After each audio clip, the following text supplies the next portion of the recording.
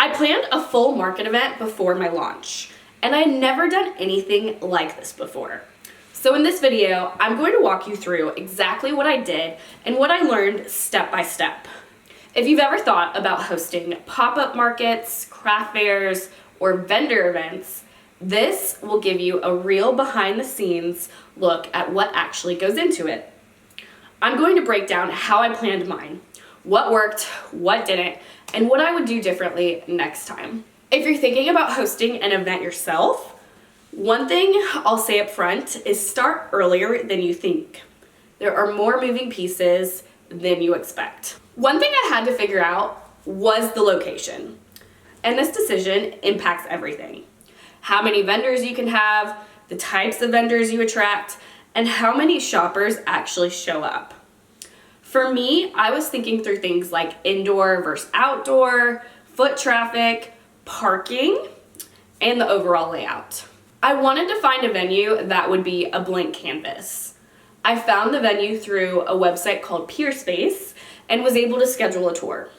The staff was able to answer all of my questions, and I realized that they would allow me to use the indoor space and the outdoor space right in front of the venue, which was perfect for what I was trying to accomplish. I'll go through more details of all of the considerations you should think through when finding a market event space in a future dedicated video. One thing I learned is that layout matters more than I expected because it directly affects how people move through the space.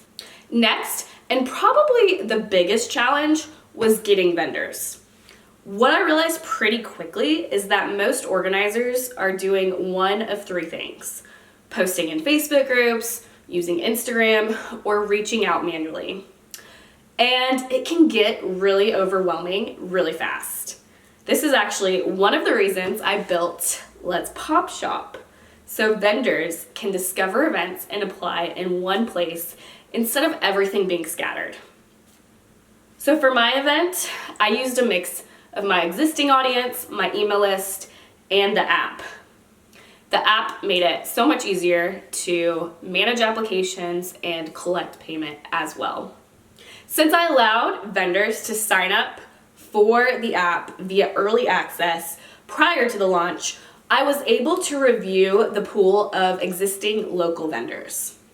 I did still need to find a few more vendors, so I focused on reaching out to vendors via Instagram, and I will share all of the details about that, the process of finding vendors, in my next video. Another big piece for me was pricing and booth setup. So things like how much to charge vendors, whether to offer different booth sizes, indoor, outdoor, how to structure the layout, because you want the event to feel organized, easy to walk through, and visually appealing. It was important for me to set realistic expectations on the foot traffic of the event, and that's important for you to think through when you're thinking about pricing. The more shoppers you can guarantee, the more you could potentially charge for a booth. This is another topic that I'm going to do a dedicated video on in the future. If I did this again, I would spend more time up front on layout planning because it impacts both the vendor experience and the shopper experience. Then there's marketing, which is a huge part of making the event successful. For me, I focused on YouTube, my email list, social media, and documenting the process leading up to the event. Because the goal isn't just to get the vendors, it's to actually get people to show up and shop. One thing that made a big difference for me was having everything organized in one place. Instead of trying to manage vendors through messages, spreadsheets, and different platforms, it just saves a lot of time. I also had to think through the actual day of the event. Things like setup and breakdown, vendor check-in, flow of the space, and the overall experience. Because at the end of the day, that's what people are going to actually remember.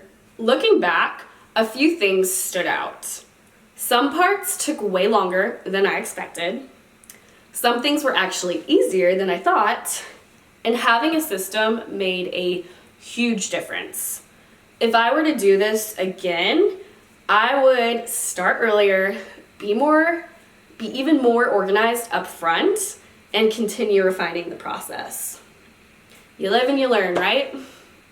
In my next video, I'll break down exactly how I got vendors for this event, because that's really one of the most important pieces. And if you're planning an event yourself, you can check out Let's Pop Shop below and start setting everything up. It's going to make your life so much easier. Planning a market takes a lot, but having the right system makes it so much easier. You can sign up for Let's Pop Shop at lets.popshop.com. I hope you guys enjoyed. Make sure you subscribe and hit that thumbs up button so that you can stay tuned for all the dedicated, detailed videos on this topic. I'll see you guys next time.